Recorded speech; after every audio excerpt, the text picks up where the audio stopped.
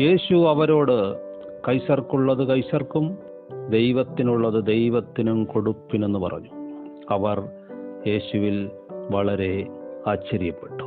കാനായിലെ കല്യാണത്തിന് വെള്ളം വീഞ്ഞാക്കിയതുപോലെ ഈ ഒരു ഫ്രേസ് ലോകമെമ്പാടുമുള്ള മനുഷ്യരെ അറിഞ്ഞോ അറിയാതെയോ പറയുന്നൊരു കാര്യമാണ്. ദൈവത്തിനുള്ളത് ദൈവത്തിന് കൊടുക്കുകയും കൈസർക്കുള്ളത് കൈസർക്ക് കൊടുക്കുകയും. വെള്ളം വീഞ്ഞാക്കിയത് ലോകമെമ്പാടുമുള്ള മനുഷ്യർക്ക് സുപരിചിതമാണ്, സന്തോഷകരമാണ്. യഥാർത്ഥ അർത്ഥം അറിഞ്ഞിട്ടാകണമെന്നില്ല, പക്ഷേ അത് കേൾക്കുമ്പോൾ തന്നെ ആൾക്കാർക്കൊരു സന്തോഷം. അതിൻ്റെ യഥാർത്ഥ അർത്ഥം ഒരു മനുഷ്യൻ്റെ അകത്തുള്ള ആ ചത്ത ആത്മാവിനെ, പച്ചവെള്ളത്തെ മാറ്റി പുതിയ മനുഷ്യനെ നൽകുന്ന ദൈവം, വീഞ്ഞുപോലെ നിറയ്ക്കുന്ന, സന്തോഷം തരുന്ന പുതിയ മനുഷ്യനെ തരുന്ന ദൈവം. ഇവിടെ എന്താണ് പറയുന്നത്? മതവും രാഷ്ട്രീയവും പരീശന്മാരും ഹെരോദ്യരും ഒന്നിച്ചുകൂടി വചനത്തെ വാക്കിൽ കൊടുക്കാൻ വന്നു. എന്ത് വിരോധാഭാസം അല്ലേ? വചനത്തെ വാക്കിൽ കൊടുക്കാൻ വന്നു. മതവും രാഷ്ട്രീയവും എത്ര വിചാരിച്ചാലും വിശ്വാസത്തെ ഇല്ലാതാക്കാൻ കഴിയുകയില്ല. കാരണം നിങ്ങൾ വാക്കിൽ കൊടുക്കാൻ നോക്കുന്നത് വചനത്തെയാണ്. സകലത്തെ ഉണ്ടാക്കിയ, പരിപാലിക്കുന്ന, സകലത്തെയും താങ്ങുന്ന, സകലത്തിലുമുള്ള, സകലത്തിൻ്റെ ഇൻഗ്രീഡിയൻ്റായ വചനത്തെയാണ് നിങ്ങൾ പരീക്ഷിക്കുന്നത്. അവർ വന്ന് ചോദിക്കുന്നു, കർത്താവേ, ഞങ്ങൾ കൈസർക്ക് കരം കൊടുക്കണോ വേണ്ടയോ? യേശു പറഞ്ഞു, ഒരു വെള്ളിക്കാശ് കൊണ്ടുവന്നു. ഈ സ്വരൂപവും മേലെഴുത്തും ആരുടേത്? കൈസരുടേത്. അങ്ങനെയാണെങ്കിൽ കൈസർക്കുള്ളത് കൈസർക്കും ദൈവത്തിനുള്ളത് ദൈവത്തിനും കൂടെ. നീ ആരുടെ സ്വരൂപത്തിലാണ്, സദൃശ്യത്തിലാണ് സൃഷ്ടിക്കപ്പെട്ടത്? ദൈവത്തിൻ്റെ സ്വരൂപത്തിലാണ്. എന്താണ് അതിൻ്റെ പ്രത്യേകത? ശരീരം, മനസ്സ്, ആത്മാവ്. അപ്പോൾ ദൈവത്തിനുള്ളത് നീ ദൈവത്തിന് കൊടുക്കുക, കൈസർക്കുള്ളത് കൈസർക്ക് കൊടുക്കുക. ലൂക്കായുടെ സുവിശേഷം 12-ാം അധ്യായം മുഴുവൻ മനുഷ്യൻ ദൈവത്തിനുള്ളത് കൈസർക്കും കൈസർക്കുള്ളത് ദൈവത്തിനും കൊടുത്തു. ഈ അധ്യായത്തിൻ്റെ അവസാന ഭാഗം യേശു സ്ത്രീ ഭണ്ഡാരത്തിന് നേരെ ഇരിക്കുമ്പോൾ പുരുഷാരം ദേവാലയത്തിൽ ഭണ്ഡാരത്തിൽ പണമിടുന്നത് നോക്കിക്കൊണ്ടിരുന്നു.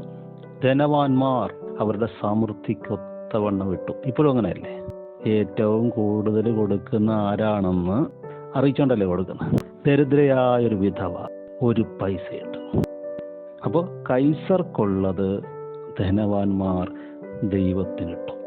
എന്നാൽ ദൈവത്തിന് വേണ്ടത് ഒരു വിധവ ഇട്ടു.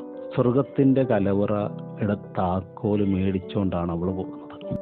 ഇന്നും ഭൂമിയുടെ ദാരിദ്ര്യം മാറ്റാൻ, വിധവമാരെ രക്ഷിക്കാൻ, അനാഥരെ അവരുടെ ഞെരുക്കത്തിൽ ചെന്ന് കാണാൻ സ്വർഗത്തിൻ്റെ കയ്യിലുണ്ട്, ഇല്ലാഞ്ഞിട്ടല്ല.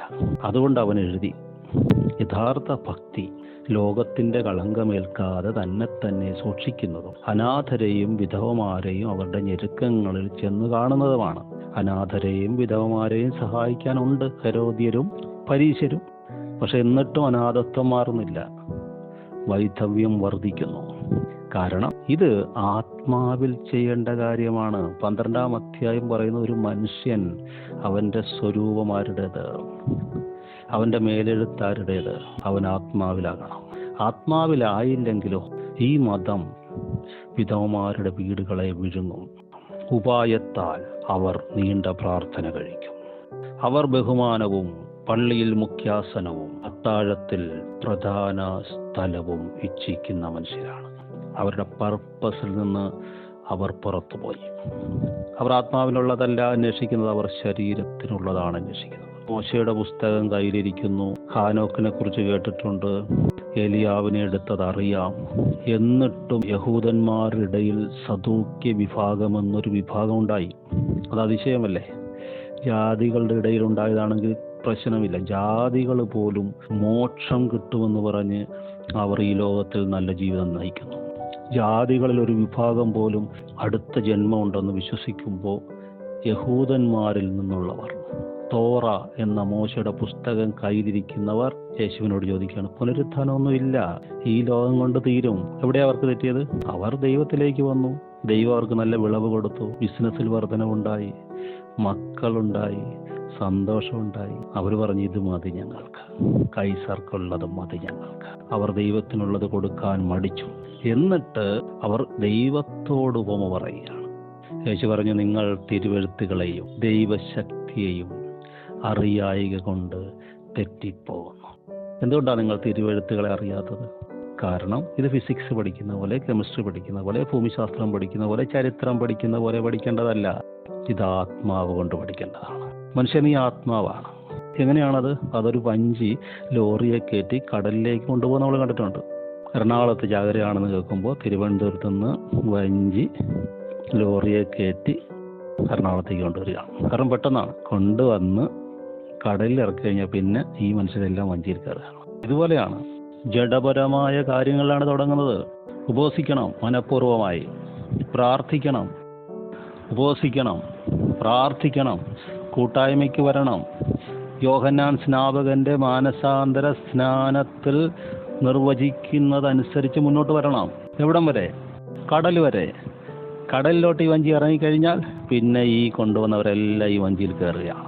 അവിടെ പിന്നെ ആത്മാവ് ഏറ്റെടുക്കുകയാണ്. അല്ലെങ്കിൽ എന്ത് പറ്റും? അല്ലെങ്കിൽ നിങ്ങൾ ദാവീദിനെ ഇപ്പോഴും അപ്പ എന്ന് വിളിക്കും.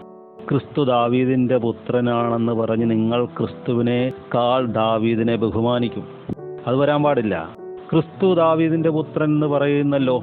അങ്ങനെയാണെങ്കിൽ കർത്താവിനോട് ഞാൻ നിന്റെ ശത്രുക്കളെ നിന്റെ പാദപീഠമാക്കുമോളം എൻ്റെ വലതുഭാഗത്തിരിക്ക എന്ന് അരുളി ചെയ്തു എന്ന് ദാവീദ് താൻ പരിശുദ്ധാത്മാവിലായി പറയുന്നു.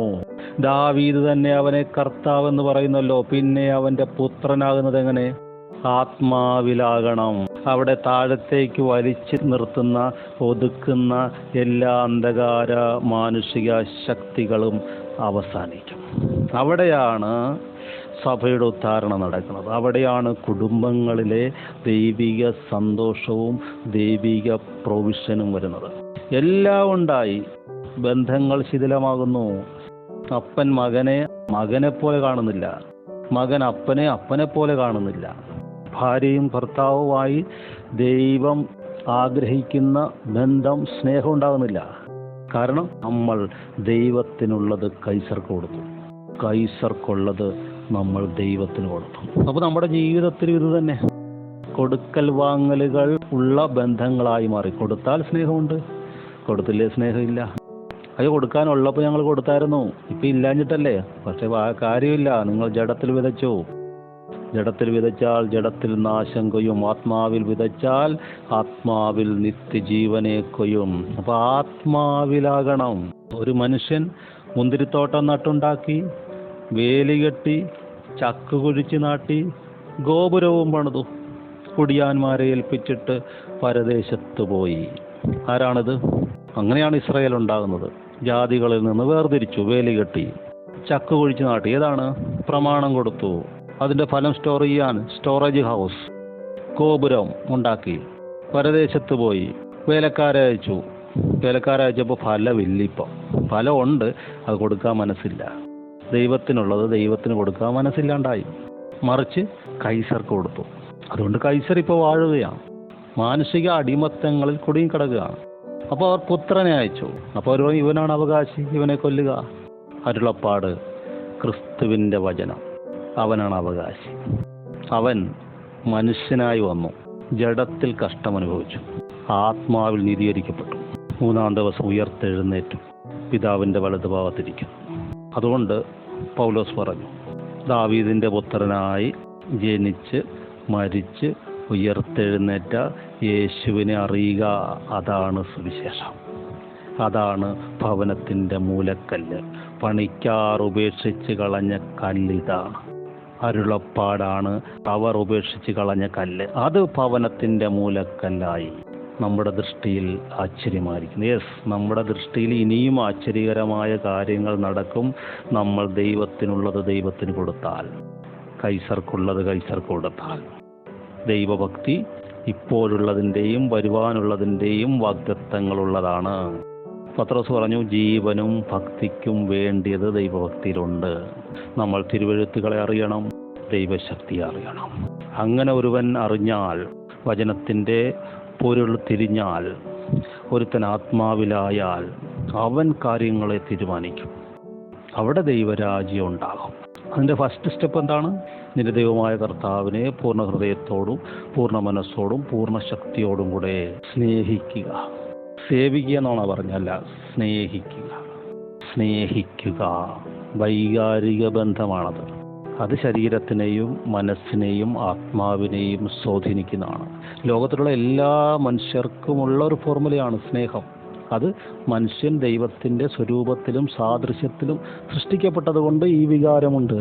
അത് നീ ദൈവത്തിന് കൊടുക്കുക. സാധ്യമാണോ? സാധ്യമല്ല, ഒരു മനുഷ്യന് സാധ്യമല്ല. പക്ഷെ അവിടെ ഒരു ശാസ്ത്രി പറഞ്ഞു, ഗുരു നീ പറഞ്ഞത് ശരിയാണ്, നീ പറഞ്ഞത് ശരിയാണ്. നീ പറഞ്ഞത് ചെയ്താൽ അത് സർവാംഗ ഹോമങ്ങളെക്കാളും യാഗങ്ങളെക്കാളും നല്ലതാണ്. അവൻ ബുദ്ധിയോടെ ഉത്തരം പറഞ്ഞുവെന്ന് യേശു കണ്ടിട്ട് നീ ദൈവരാജ്യത്തോട് അകന്നവനല്ല എന്ന് പറഞ്ഞു. ഇതാണ് അതിൻ്റെ ഫോർമുല. നമുക്ക് മനസ്സിലാകാൻ പറ്റുന്നതിനപ്പുറമാണ് ദൈവമെന്നൊന്ന് തിരിച്ചറിഞ്ഞാൽ നമുക്ക് ഈ ബുദ്ധിയോടെ പറയാം, കർത്താവേ നീ പറയുന്നതാണ് ശരി, ബൈബിള് പറയുന്നതാണ് ശരി. അതിൻ്റെ പൊരുൾ തിരിഞ്ഞ് വരുന്നത് ഞങ്ങളുടെ ബുദ്ധിക്ക് മനസ്സിലാകാത്തതാണ്, പക്ഷെ അത് ഞങ്ങൾ അംഗീകരിക്കുകയാണ്. ദൈവത്തിന് കീഴടങ്ങുവീൻ. ആ കീഴടങ്ങലാണ് ബുദ്ധി. അങ്ങനെ ചെയ്താൽ നമ്മൾ ദൈവരാജ്യത്തോട് അടുക്കും. അവിടെ നമ്മുടെ വിജയം തുടങ്ങുകയാണ്. മതമല്ല, രാഷ്ട്രീയമല്ല, വചനമാണ്, അരുളപ്പാടാണ് ഭൂമിയെ വാഴേണ്ടത്. യേശുവിൻ്റെ നാമത്തിൽ ഞാൻ അനുഗ്രഹിക്കുന്നു, പ്രാർത്ഥിക്കുന്നു. കർത്താവ് കൃപ നൽകട്ടെ, മാനിക്കട്ടെ. ആമേൻ.